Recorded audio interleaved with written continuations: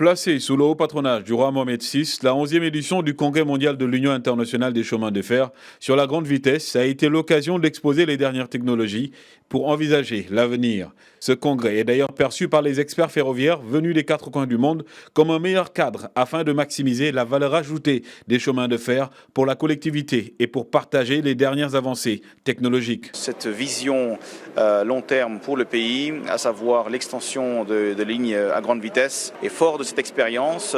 Nous sommes aujourd'hui présents au Maroc pour présenter nos solutions et essayer de voir dans quelle mesure nous pouvons apporter notre savoir-faire technologique et industriel au Royaume du Maroc. Nous présentons deux grandes solutions qui sont totalement en ligne avec les messages de l'UIC, à savoir le développement du FRMCS, qui est la nouvelle technologie de communication entre le sol et le bord, entre les trains et le sol, en amont de la voie, de façon à anticiper le comportement du convoi ferroviaire. Avec comme devise la grande vitesse ferroviaire, la bonne vitesse pour notre planète, le congrès de l'UIC a mis l'accent sur la contribution du chemin de fer à la résolution des problèmes climatiques et à son rôle dans l'aménagement du territoire. Nous avons un certain nombre de projets sur lesquels nous travaillons avec l'ONCF.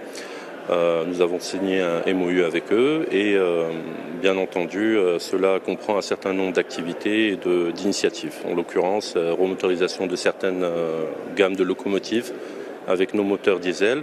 Mais nous sommes aussi en discussion et en étude de faisabilité, Inch'Allah, pour peut-être même avoir des locomotives à hydrogène. 3 milliards de voyageurs empruntent chaque année des trains à grande vitesse et cet essor est dynamisé par l'extension continue du réseau ferroviaire à grande vitesse et des services associés. Le choix du Maroc pour abriter l'édition 2023 n'est donc pas fortuit, compte tenu aujourd'hui de son positionnement au niveau de l'Afrique et du Moyen-Orient dans le domaine de la grande vitesse ferroviaire et avec des avancées notoires.